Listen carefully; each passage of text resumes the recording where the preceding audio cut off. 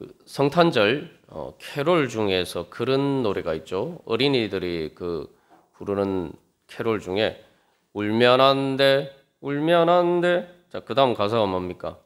우는 애들에게는 산타 할아버지가 선물을 안 주신다. 여러분 혹시 그 노래를 듣고 어린아이들이 어떻게 받아들일까요? 얼핏 보면은 이제 그 노래 가사를 보면은 막 협박하는 것처럼 보이죠. 울면은 선물 못 받는다. 그런데 또 뭐 좋게 해석을 하면은 산타 할아버지가 성탄절에 좋은 선물을 주실 테니까 울지 마라. 그렇게 사실은 이제 위로하는 그런 의미죠. 그러니까 아이들이 울 때는 뭔가 안 좋은 일이 있기 때문에 어쨌든 자기 뭔가 어떤 이유에서든지 그러한 뭐 채워지지 않은 것이 있기 때문에 그렇게 우는데 그 노래를 통해서 사실은 이제 그런 선물을 받는 소망 가운데서 울지 말고 소망을 가져라. 이제 그런 의미들을 내포를 하고 있죠.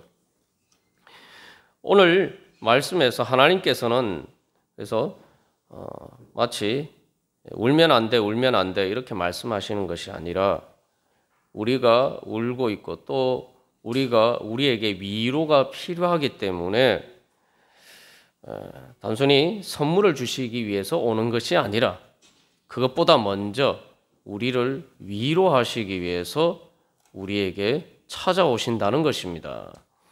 그래서 울면 안 돼, 울면 안 돼 그렇게 이야기하는 것처럼 그거보다 더 가까이 하나님께서는 우리에게 위로하라, 위로하라.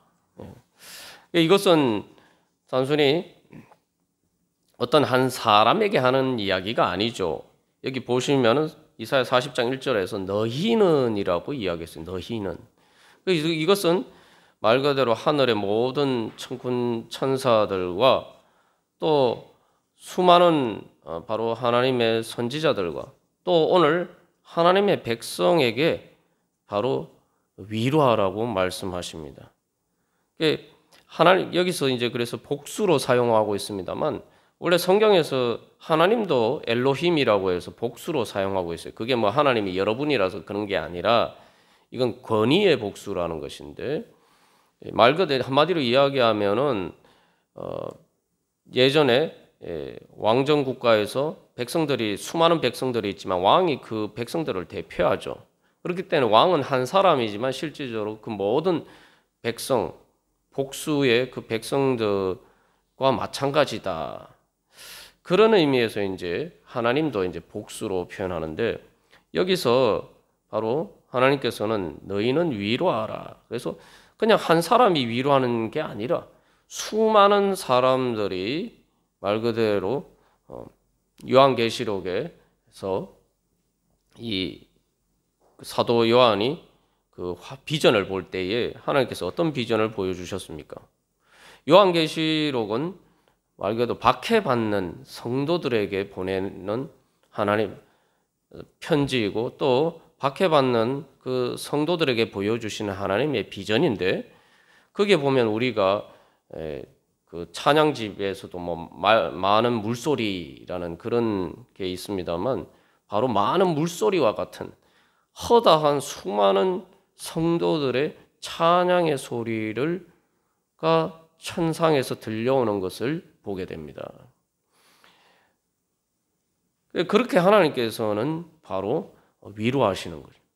그래서 여기서 너희는 위로하라라고 말씀하시는데 이것은 하나님을 대신해서 위로하는 그래서 우리가 사도 요한이 그 박해 상황 가운데서 그 비전을 본 것처럼 우리가 주님의 음성을 들을 때에 바로 그 수많은 성도들이 합창하면서 그래서 마치 엄마가 어린아이를 달랠 때에 그렇게 노래를 불러주는 것처럼 수많은 성도들이 천군 천사들이 우리를 위로하기 위해서 하나님께서 위로하라 위로하라 말씀하셔서 그 말씀에 따라서 오늘도 우리들을 위해서 위로하면서 이 주님을 찬양한단 말이죠.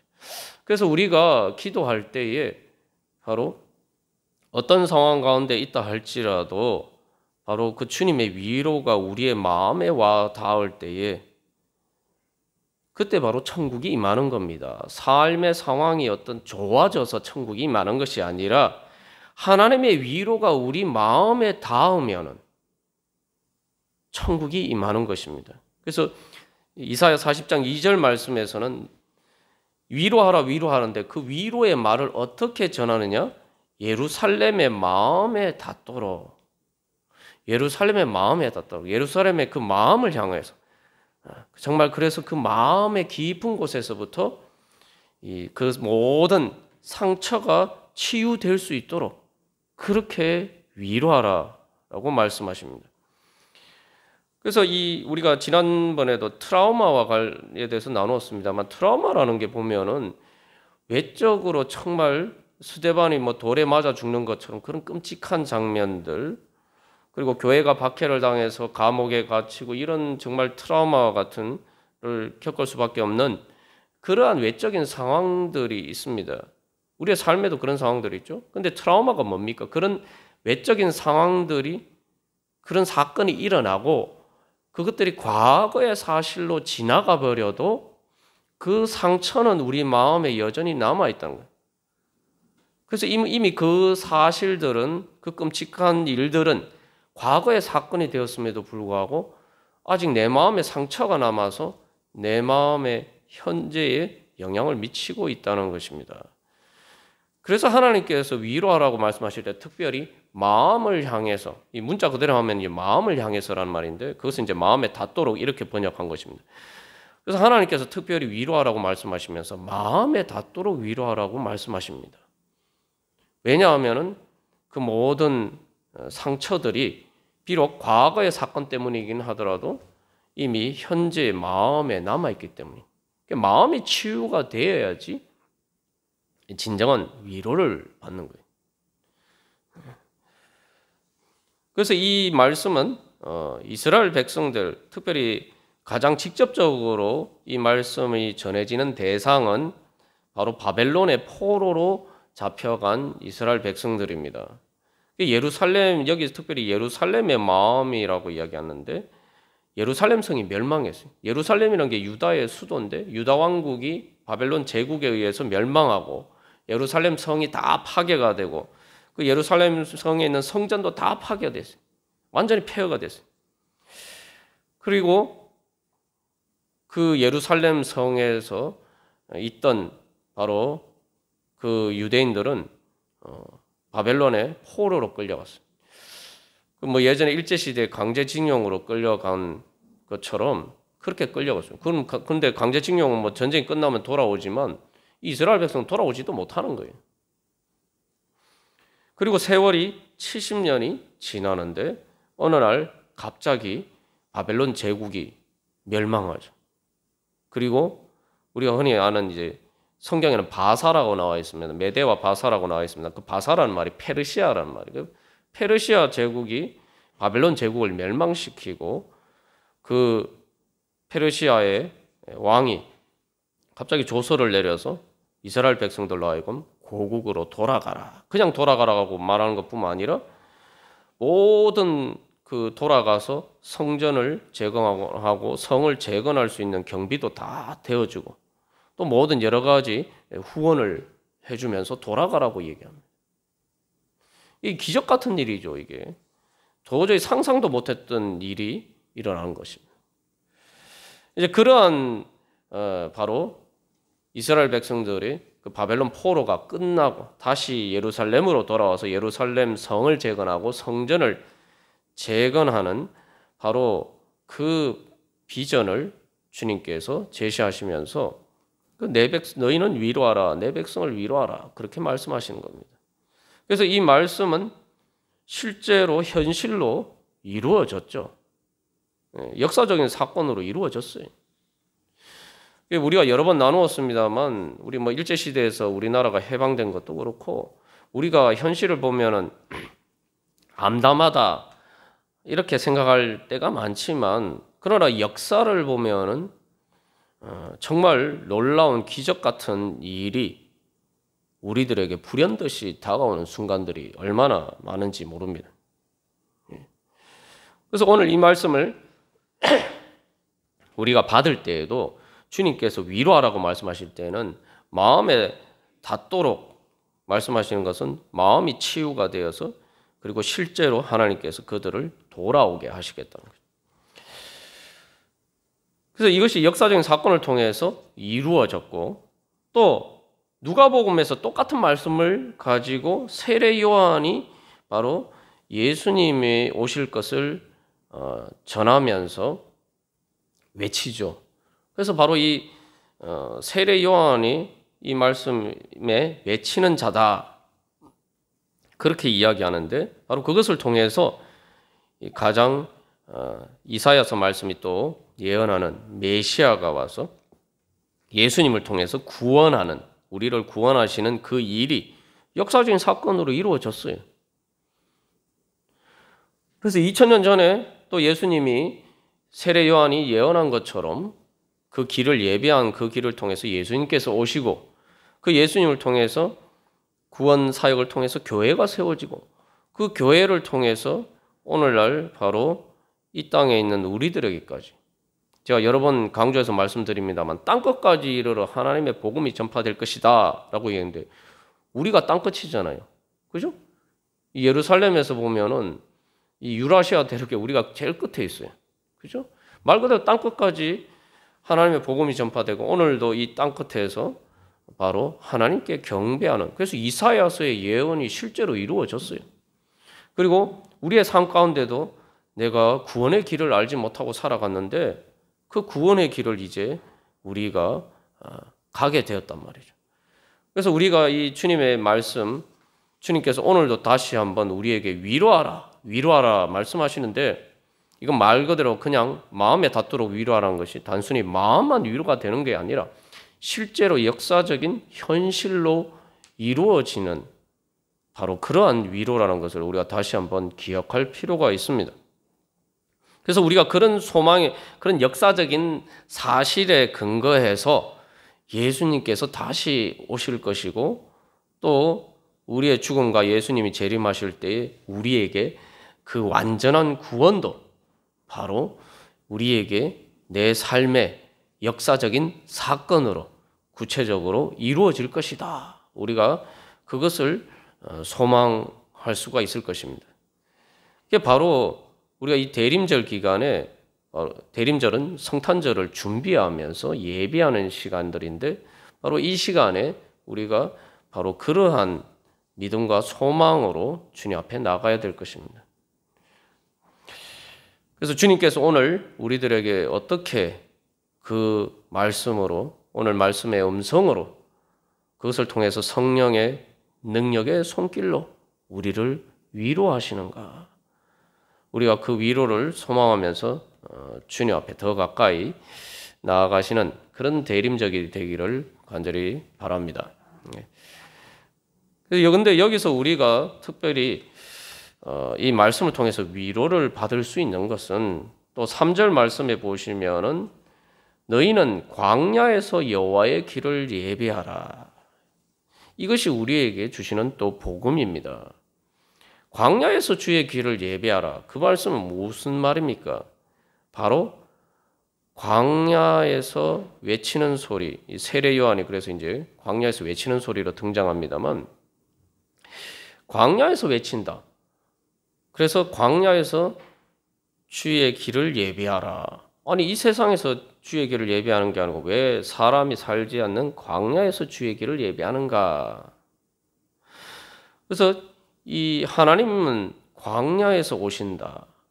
하나님이 광야에서 주의 길을 예비한다는 것은 광야에 주님께서 오신다는 거죠. 광야에서. 광야에 그래서 주님께서 오시는 길이 난다는 거죠. 이것이 우리에게 진정한 위로가 되는 복음입니다. 왜냐하면은 여기서 광야라는 것은 사실 눈에 보이는 광야라기보다 근본적으로 그 예루살렘의 마음에 닿도록이라는 것처럼 우리의 마음의 광야, 우리의 삶의 광야이기 때문입니다. 내 마음이, 내 삶이 광야와 같아 할지라도 주님께서 어디에서 오시느냐? 바로 그 광야에 오신다는 것입니다. 사실 이 광야는 인간의 세상과 대비되는 개념이에요. 그래서 세상이라고 할 때 그것은 화려한 문명과 대비되는 개념이 바로 광야입니다. 이게 이스라엘 백성들의 관점에서 보면은 그들이 바벨론 포로가 되어서 이제 잡혀갔단 말이죠. 근데 바벨론이라는 나라가 어떤 나라냐? 그때 이제 세계에서 가장 힘이 센 나라죠. 말 그대로 제국이에요. 고대 모든 중동 지방을 다 석권한 큰 제국입니다. 그래서 바벨론 제국에서 뭐 7대 불가사의라고 하는 그런 여러 가지 건축물들도 그 바벨론 제국에 세워져 있었고, 정말 이스라엘 백성들이 예루살렘에서 보던 것과 비교하면 그들이 포로로 잡혀왔을 때 바벨론에서 보면은 그 바벨론의 문명이라는 것이 예루살렘과 비교가 안 돼요. 정말 엄청난 화려한 문명이죠. 근데 여러분, 바벨론 포로가 된 이스라엘 백성들에게 바벨론의 화려한 문명이 무슨 의미가 있습니까? 오히려 그 화려한 문명 가운데서 이스라엘 백성들은 사실 광야와 같은 삶을 살게 되었단 말이죠. 자기의 고향을 잃어버리고, 아무리 그들이 뭐 거기서 열심히 살아도 포로의 신세, 말 그대로 우리가 뭐 일제시대 그런 것처럼 뭐 일본이 뭐 한국 신민 말은 그럴싸하게 이야기하면 사실은 우리를 식민지 삼아서 조선 사람들은 아무리 발버둥 쳐도 2등 국민에 불과했던 거예요. 그래서 오히려 역설적으로 바벨론의 화려한 그 문명 가운데서 이스라엘 백성들은 광야와 같은 삶을 살고 있었다. 이게 이스라엘 백성들만 그렇습니까? 오늘날 우리들도 마찬가지죠. 요즘 세상이 얼마나 화려합니까? 이 인간 문명이 얼마나 대단합니까? 뭐 로켓을 쏘고 뭐 그죠? 온갖 인간 문명의 발전에 사실은 최첨단에 서 있는 이 시대. 그리고 우리나라가 뭐 세계 경제 규모로 GDP 규모로 10위입니다. 요번에 조사한 거 러시아나 캐나다보다 더 앞섰어요. 우리나라가 세계에서 10번째로 경제 규모가 큰 나라란 말이에요. 근데 여러분, 아무리 그렇게 화려하고 많은 좋은 것들이 있어도 무슨 소용이 있습니까? 예? 아무리 좋은 최첨단 기기들이 뭐 나와도 그게 무슨 소용이 있어요? 돈이 없으면은 나하고 아무 상관없는 일인 거예요. 그렇지 않습니까? 그죠?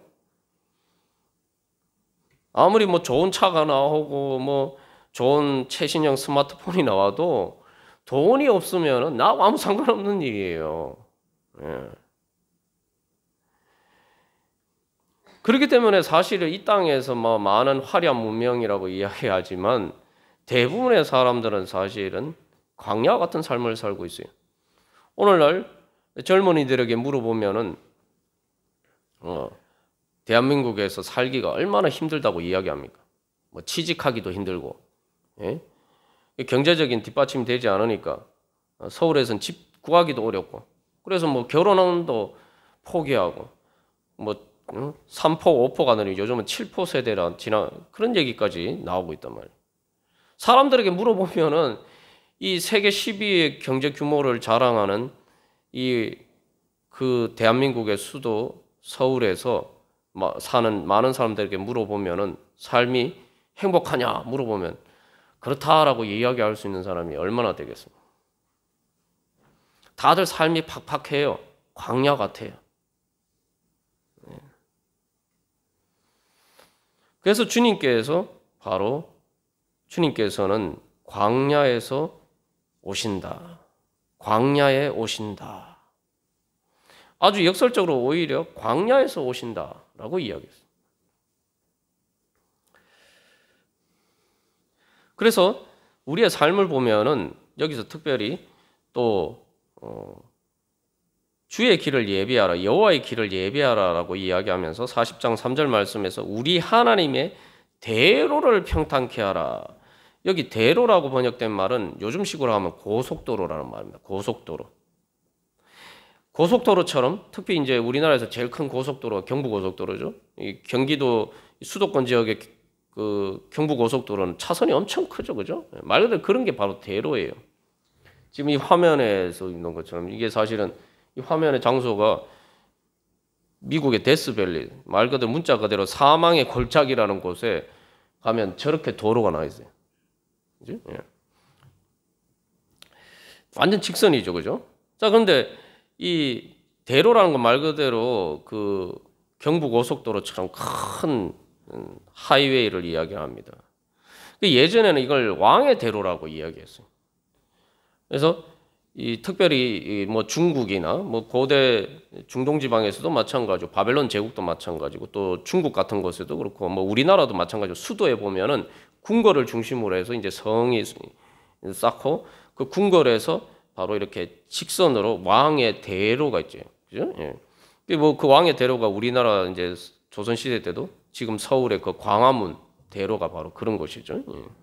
그게 왕의 길이에요. 왕의 길. 로마 제국은 그래서 곳곳에 그 왕의 로마 황제 통치가 이루어지도록 그 모든 것들을 위해서 이렇게 온 로마 제국 전역을 통하는 그 제국의 길을 냈죠. 그게 바로 대로입니다.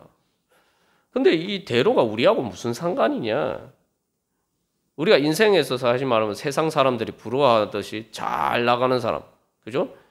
뭐 어렸을 때부터 그래서 좋은 집에서 태어나서 뭐 잘 공부도 잘하고 그래서 좋은 대학 가고 좋은 직장에 취직하고 뭐 결혼도 세상 사람들이 부러워하도록 그렇게 하고 평생 이렇게 잘 가면서 가는 그런 사람들을 보통 이제 고속도로, 인생의 고속도로를 달리는 것과 같은 사람들이라고 얘기하죠.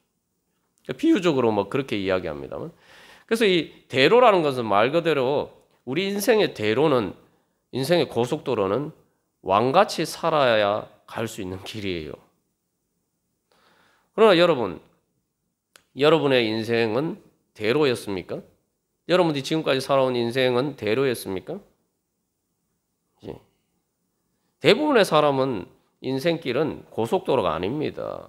대로가 아니에요. 정말 좁고 험한 길이죠. 그래서 사망의 골짜기라고 다윗이 이야기해요. 사실 다윗도 왕이었음에도 불구하고 사실 자기 삶을 돌이켜볼 때에 사망의 엄침한 골짜기라고 이야기하고 있어요. 그가 뭐 왕이 되기 전만 그랬던 게 아니라 왕이 되고 나서도 마찬가지예요, 사실. 그래서 우리가 인생길은 결국에 우리 인생의 길에는 왕의 길, 대로가 없습니다. 그 이제 왕의 길, 대로를 왕도라고도 이야기하는데 인생 살아가는 길에 그런 길은 없습니다. 뭐 그런 길을 살아가는 사람들 또 그렇게 살아가는 것처럼 보이지만 실제로 그 사람들의 삶도 그렇지 않아요. 그래서 아무리 세상에 좋은 길이 있으면 뭐합니까? 그죠? 세상에서 그렇잖아요. 경부고속도로 아무리 있으면 뭐합니까? 차가 없으면 달릴 수가 없어요. 나하고 아무 상관없는 길이에요. 요즘이 그렇지 않습니까? 코로나19 상황을 통해서 우리가 보는 게 뭡니까? 비행기가 다 지금 뜨지를 못하고 있잖아요. 항공사들이 지금 전부 다 망하게 됐어요. 심각한 위기에 처해 있는데 왜냐하면 하늘길은 다 열려 있어요. 지금도 비행기가 뜰 수 있는데 비행기가 못 뜨잖아요. 하늘길이 다 닫혀 있단 말이죠. 그 길이 있으면 뭐합니까? 그 길을 갈 수가 없어요, 지금. 뭐 유럽 같은 경우에는 코로나19 상황 때문에 통행 금지잖아요. 길이 있는데 갈 수가 없어요. 코로나19 때문에 통행 금지가 돼서 갈 수가 없어요.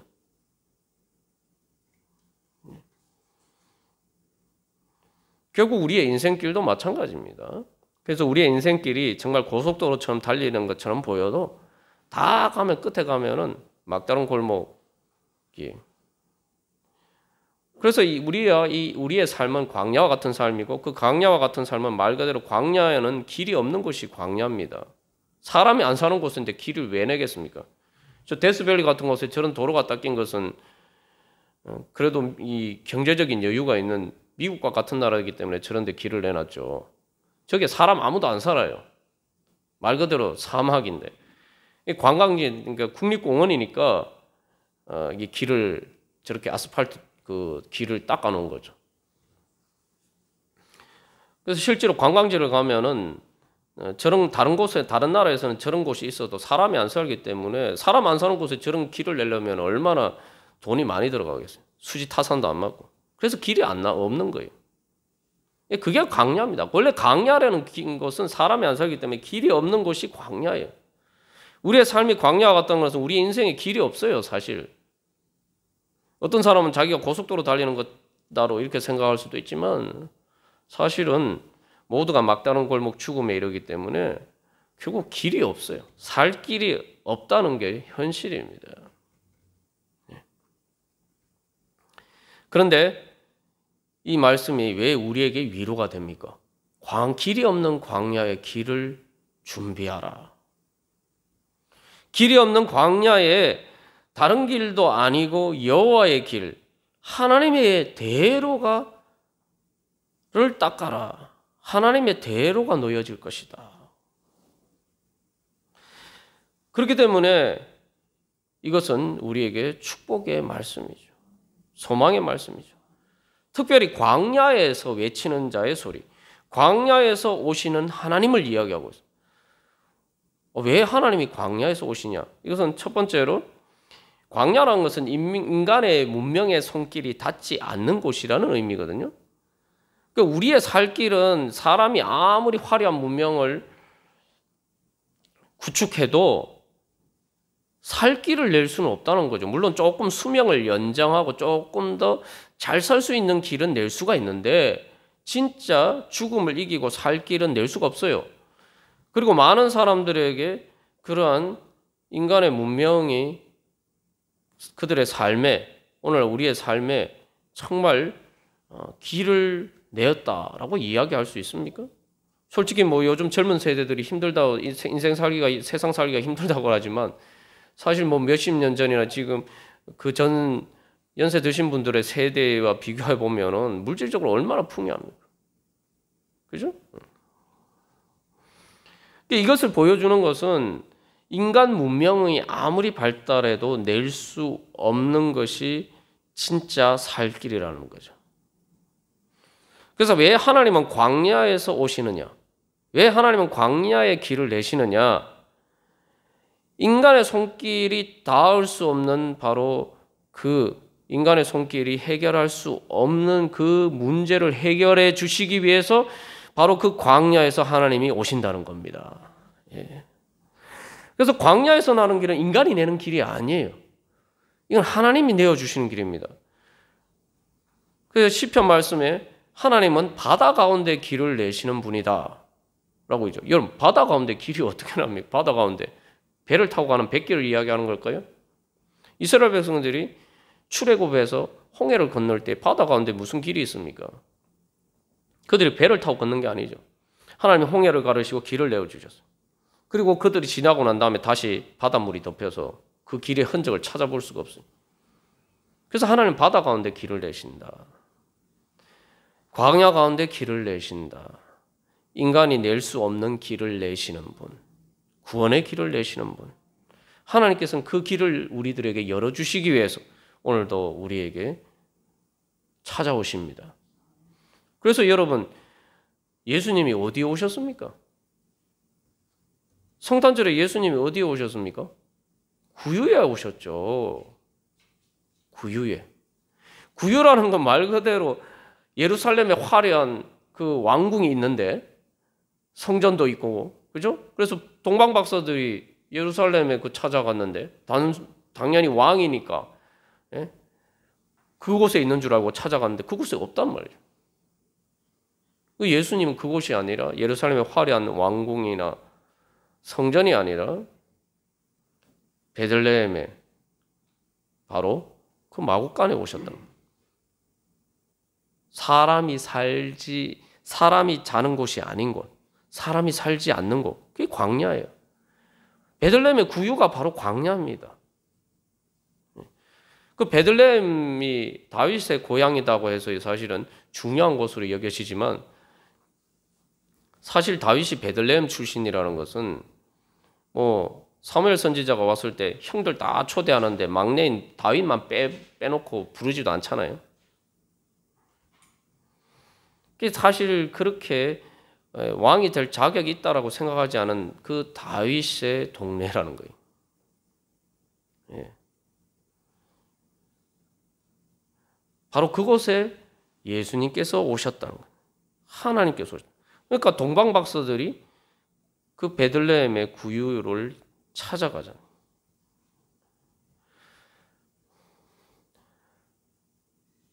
그래서 예수님께서는 바로 광야와 같은 내 삶에 찾아오신다.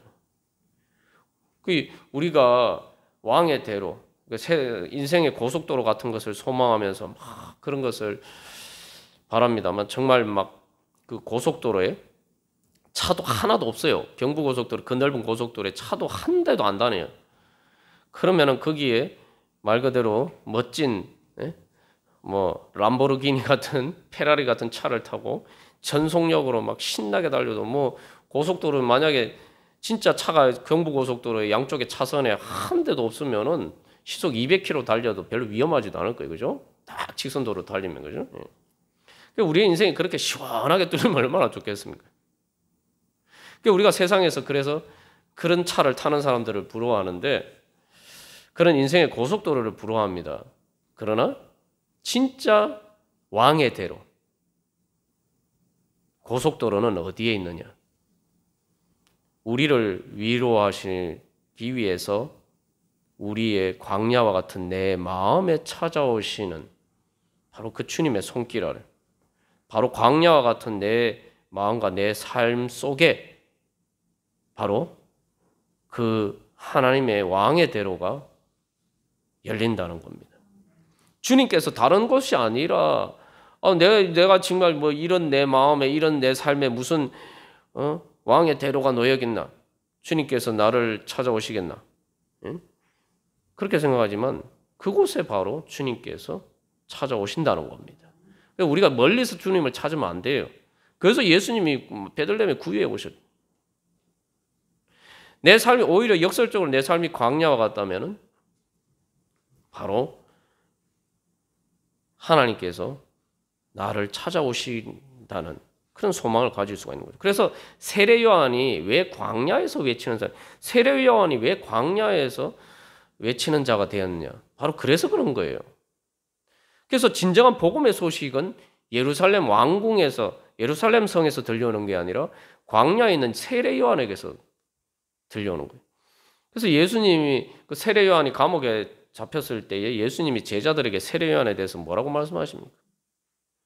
너희들이 화려한 왕궁에서 왕궁에서 뭔가 소리가 들려오기를 원하냐? 아니다. 바로 광야에서 외쳤던 세례 요한에게서 하나님의 복음이 전파되지 않았느냐? 너희들이 그래서 왕궁에 있는 자를 찾지 않고 그래서 진정한 복음을 들으면 광야에서 외치는 자 세례 요한을 찾아가야 돼.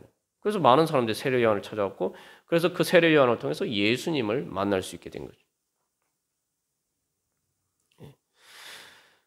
그래서 광야와 같은 내 삶에 하나님께서 찾아오시면 어떤 일이 일어납니까? 여기서 우리가 한 가지 기억할 것은 왕의 대로가 아니라 여기서는 하나님의 대로라고 이야기해요. 하나님의 대로. 여러분 왕의 대로도 엄청난데 하나님의 대로는 얼마나 더 영광스러운 길입니까? 그러니까 왕의 대로는 말 그대로 왕이 행차하는 길이에요. 그래서 요즘도 공군에 가면은 공군 그 장병들이 하는 주요한 요즘은 어떤지 모르겠습니다. 공군에 다녀온 그 사람들이 이야기하면은 공군의 주요 임무 중에 하나가 활주로로 쫙 지나가면서 활주로에 떨어진 뭐 돌멩이나 이런 거 비행기가 착륙할 때 문제가 되는 것이 없는지 열을 지어서 쫙 간대요. 활주로 쫙 지나가면서 그런 거 다 주우면서 활주로 깨끗하게 정비를 하는 거예요. 더군다나 뭐 이제 귀빈이 온다거나 우리가 뭐 그럴 때 이제 양탄자를 뭐 그러니까 결혼식 때 보면은 결혼식장 예식장에도 보면 중간에 그 신랑 신부가 가는 길에 이렇게 뭔가를 깔잖아요, 그죠? 카펫을 깔잖아요. 레드 카펫이라고 그죠? 근데 왕의 대로라는 건 바로 그런 길이에요.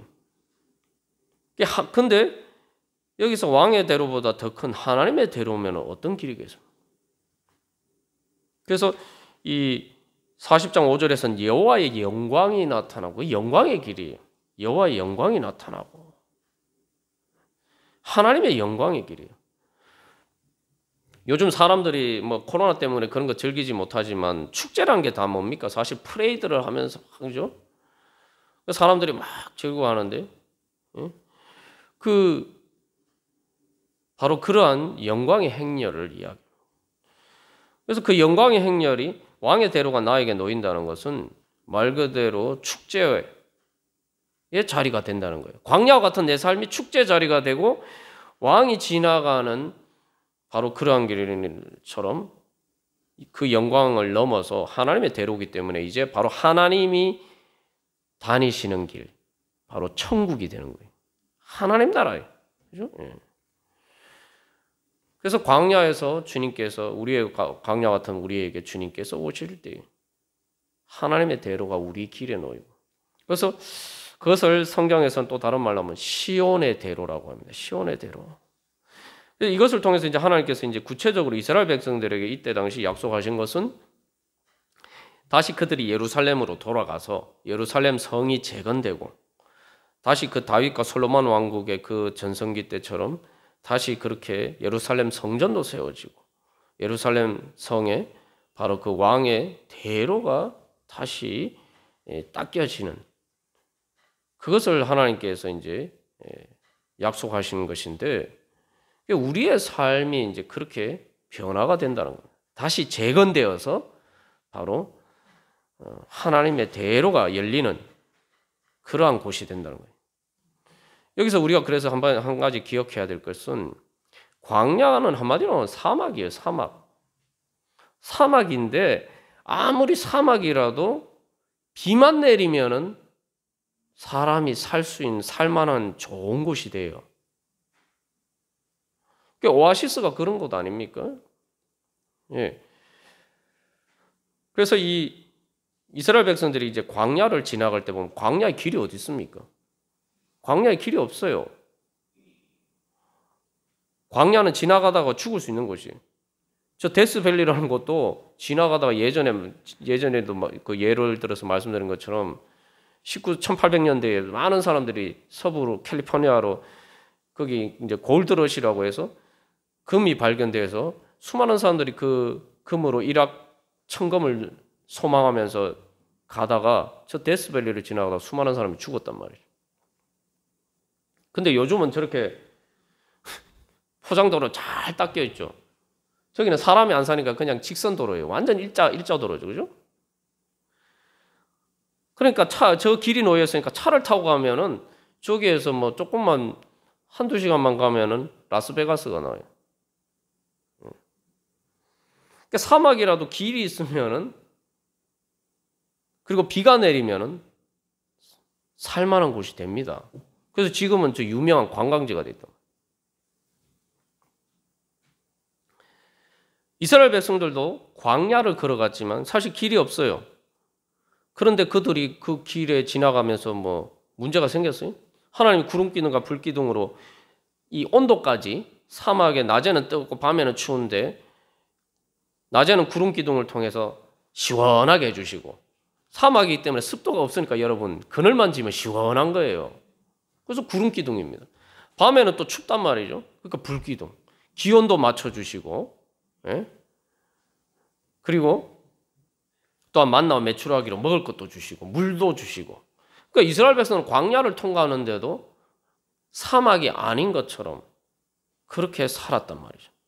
그래서 저 데스밸리도 저는 길이 있기 때문에 요즘 뭐 차 타고 가면 아무리 밖이 미국에서 제일 뭐 여름에는 50도까지 막 50도 60도까지 올라가는 곳인데 그런 곳이라도 차를 타고 가면은 차 안에 에어컨 시원하게 틀어놓고 있으면은 아무 문제가 없어요. 하나님의 대로가 놓이면은 광야라도 하나님 나라와 같은 천국과 같은 곳이 되는 겁니다. 주님께서는 바로 오늘 우리에게 그러한 위로의 말씀을 주십니다. 그 대로가 저 멀리 있으면 어렵죠. 그런데 내가 예상하지 못한, 그리고 내가 가장 인생의 밑바닥에 있다라고 생각할 때 바로 그곳에서 주님께서 찾아오셔서 우리에게 말씀하십니다. 그리고 우리에게 우리의 그곳에서 주님께서 우리를 찾아오시고 또한 우리에게 하나님의 대로를 열어주시기 위해서 우리를 찾아오십니다.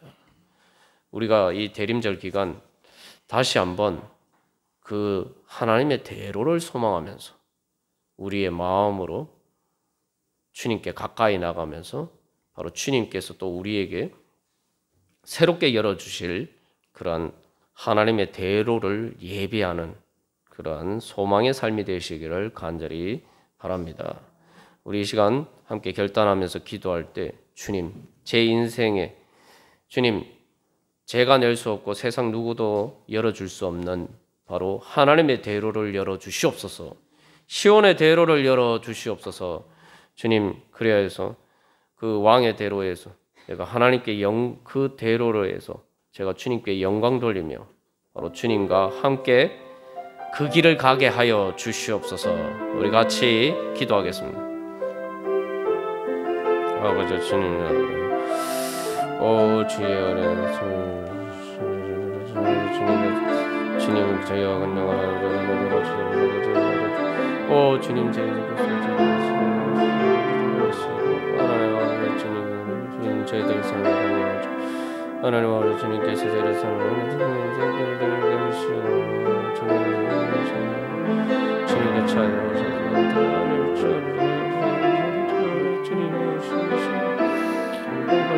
주님 저희를 사랑하고 길이 없는 곳에 하나님 길을 내주시옵소서.